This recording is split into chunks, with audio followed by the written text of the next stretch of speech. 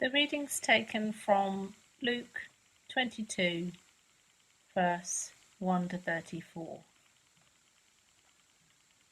Now, the festival of the unleavened bread, called the Passover, was approaching, and the chief priests and the teachers of the law were looking for some way to get rid of Jesus, for they were afraid of the people.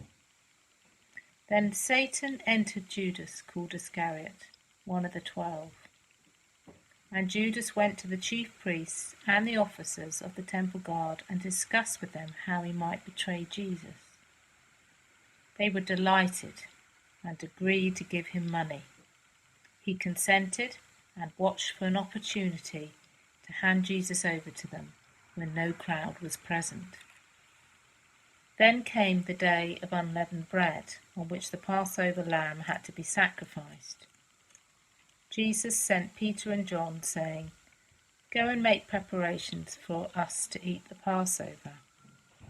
"Where do you want us to prepare for it?" they asked. He replied, "As you enter the city, a man carrying a jar of water will meet you.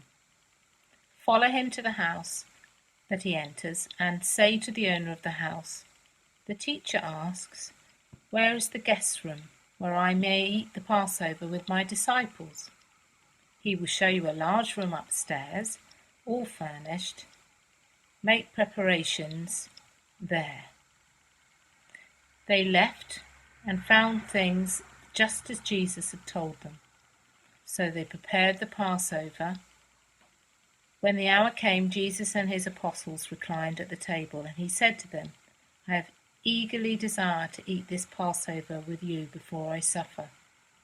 For I tell you, I will not eat it again until it finds fulfillment in the kingdom of God." After taking the cup, he gave thanks and said, "Take this and divide it among you. For I tell you, I will not drink again from the fruit of the vine until the kingdom of God comes." And he took the bread, gave thanks, and broke it, and gave it to them, saying, "This is my body given for you. Do this in remembrance of me." In the same way, after the supper, he took the cup, saying, "This is the cup, is the new covenant in my blood, which is poured out for you.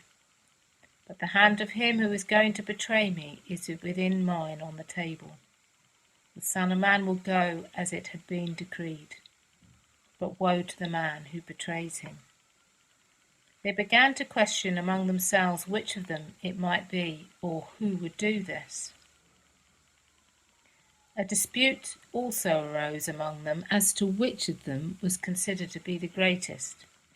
Jesus said to them, "The King of the Gentiles lord it over them, and those who exercise authority over them call themselves benefactors.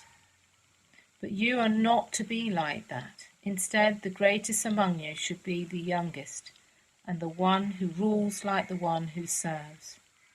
For who is greater, the one who is at the table, the one or the one that serves?